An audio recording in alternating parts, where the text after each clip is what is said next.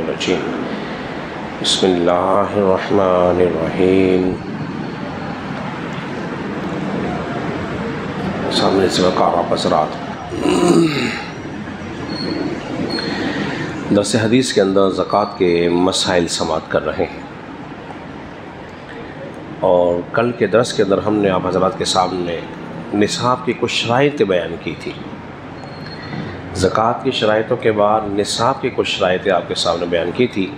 अगर वो शराइतें पाई जाएगी तो उस शख्स पर ज़कात वाजिब हो जाएगी।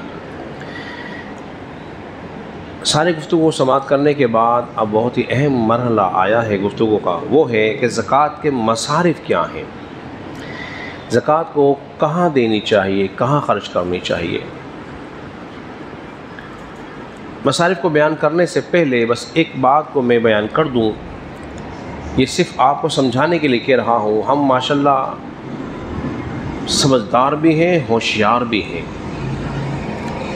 हमें ये मालूम है कि अच्छा दूध कहाँ से मिलता है और हमें ये भी मालूम है कि कहाँ से घर का राशन अच्छा साफ़ सुथरा मिलता है। हम अपने बाल भी अगर कटवाते हैं तो हमें मालूम है कि नाई कौन सा अच्छा है, एक ही रखा होता है। कपड़े कहाँ से सिलते हैं वो भी हमने एक ही रखा होता है। तो ज़कात के बारे में भी हमें मालूम होना चाहिए कि इदारे कौन से अच्छे हैं, कौन मुस्तहिक है और कौन मुस्तहिक नहीं है। हर एक उठा के ज़कात नहीं दी जाएगी। इंतहाई सोच समझने के बाद, जान पड़ताल करने के बाद दी जाएगी कि वाकई मुस्तहिक भी है कि नहीं है। अब चलते हैं मसारिफ़ ज़कात की तरफ। ज़कात के मसारिफ़ जो हैं अल्लाह रब्बुल इज़्ज़त ने जो कुरान मजीद फ़ुरक़ान हमीद के अंदर बयान फरमाए हैं, अल्लाह ने शाह फरमाया इन्नमस सदक़ातु लिल फ़ुक़राइ वल मसाकीन वल आमिलीन अलैहा वल मुअल्लफ़ति क़ुलूबुहुम व फ़िर रिक़ाबि वल गामिरीन फ़ी सबीलिल्लाहि व इब्निस सबील।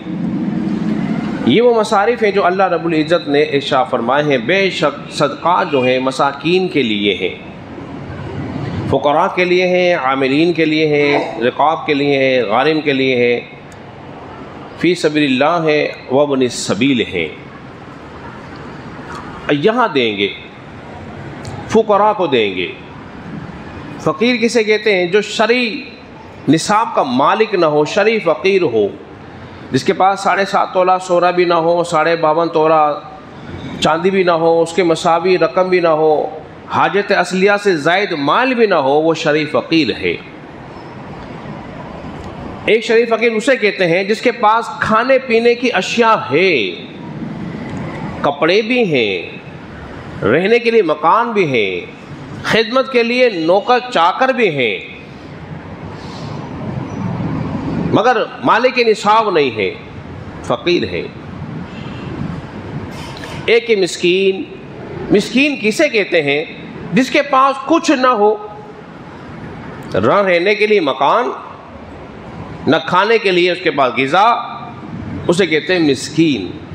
तो ये तो बहुत ही कम आपको मिलेंगे, लेकिन फ़कीर ज़रूर मिल जाएंगे। जिसे हम देते हैं ज़कात, उसके पास रहने को मकान भी होता है, पहनने को लिबास भी होता है, खाने को ग़िज़ा भी होती है। इसके बाद इसी मिस्कीन और फ़कीरों के अंदर शरीयतुल बता रहा हूँ, सबसे पहला जो हक़ है वो अपने करीबी रिश्तेदारों का हक़ है। उनमें देखा जाए, सबसे पहले घर में देख लिया जाए कि आपके घर के अंदर कौन सा ऐसा फ़र्द है जो ज़्यादा मुस्तहिक है। माँ बाप को ज़कात नहीं दे सकते, औलाद बाप बेटे को नहीं दे सकता, बीवी शोहर को नहीं दे सकती। इसी तरह नाना नानी दादा दादी इनको ज़कात नहीं दे सकते, नवासा नवासी को भी ज़कात नहीं दे सकते। क्योंकि इसलिए कि ये हमारी असल है, एक फ़रा है। इसके अलावा जितने रिश्ते हैं सबको दे सकते हैं। सगा भाई, सगी बहन, हम सगे भाई को छोड़कर जाते हैं दूर देने के लिए। सगे भाई और बहन को देना, चचा को देना, चची को देना, मामू को देना, खालू को देना, भांजा भांजियों को देना, भतीजा भतीजों को देना, ये ज्यादा सवाब है। अब देखें अपने इर्द गिर्द माशरे के अंदर, कुनबे के अंदर देखें कौन ऐसा गरीब है जिसको दिया जाए, पहले नंबर पर। फिर इसके बाद आप अपने घर से निकलकर महल्ले में आए। आपके महल्ले में कौन ऐसा गरीब रहता है जो आपसे मांग नहीं सकता, सवाल नहीं कर सकता, लेकिन हाँ आप समझ रहे हैं कि वाकई ही मुस्तहिक है, इसका गुजारा बहुत मुश्किल से हो रहा है, मालो मता भी इसके पास नहीं है, तो उसको भी ज़कात की रकम बोलिए दे सकते हैं। लेकिन फ़कीर में एक तारीफ में और कर दूँ जो उलमा ने बयान फरमाई है, फ़कीर दो किस्म के हों, एक तरफ जाहिल हो, एक तरफ आलिम हो, एक तरफ जाहिल हो, एक तरफ आलिम हो। आलिम को देना ज़्यादा सवाब, लेकिन उसके अदब एहतराम के साथ देंगे, हिकारत के साथ नहीं देंगे। अब सवाल ये हुआ कि ज़कात की रकम से किसी को कपड़ा दे सकते हैं? जी हाँ, बिल्कुल, ज़कात की रकम से किसी को कपड़ा दे सकते हैं, उम्दा और बेहतरीन भी कपड़ा दे सकते हैं। किसी मुझसे पूछा था कि बेचारा किराए के मकान में रहता है, किराया इसका हो नहीं पा रहा, तो क्या मैं इसका किराया अदा कर दूं इसको बगैर बताए? जी, उसके बगैर बताए किराया अदा नहीं हो सकता। या कोई कर्ज, कोई केस लड़ रहा है और वकील के पैसे नहीं है देने के लिए, तो फीस की मद में नहीं दिया जा सकता, इसलिए कि तमलीक नहीं पाई गई। ज़कात में शर्त है मालिक बना दिया जाए, जब तक मालिक नहीं बनाया जाएगा ज़कात अदा बोलिए नहीं होगी। तमलीक का पाना बहुत ज़रूरी है। और वक़फ़ के माल में भी ज़कात को नहीं लगाया जा सकता, मालिक नहीं बनाया जा रहा। इन बातों का ख्याल ज़रूर रखना चाहिए। क्या छोटे बच्चे को ज़कात दे सकते हैं? जी हाँ, छोटा बच्चा ऐसा समझदार, आजकल बच्चा तो बहुत ही समझदार है हमारे यहाँ, तो ऐसा समझदार जो समझदार हो ले। बच्चा तो टॉफी लेने के बाद नहीं देता, ऐसा बच्चा जो लेना जानता हो, फेंक ना देता हो, तो उसको दे सकते हैं।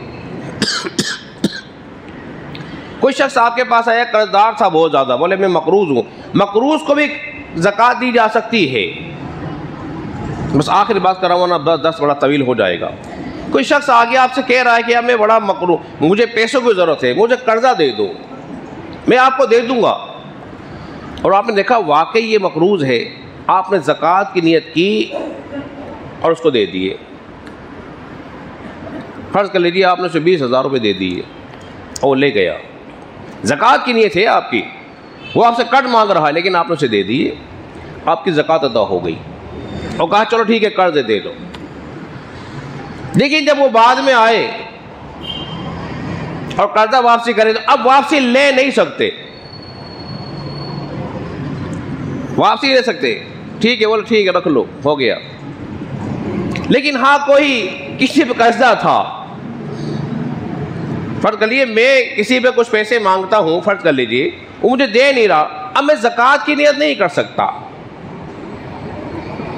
चलो यार ज़कात में निकल जाएंगे, नहीं, अक्सर लोग ऐसा करते हैं, चलो ज़कात में निकाल दो, ज़कात में नहीं निकलेंगे वो, क्योंकि जिस वक्त मैंने दिए थे उस वक्त उसकी नियत ही नहीं थी, लिहाजा अब नियत नहीं हो सकती।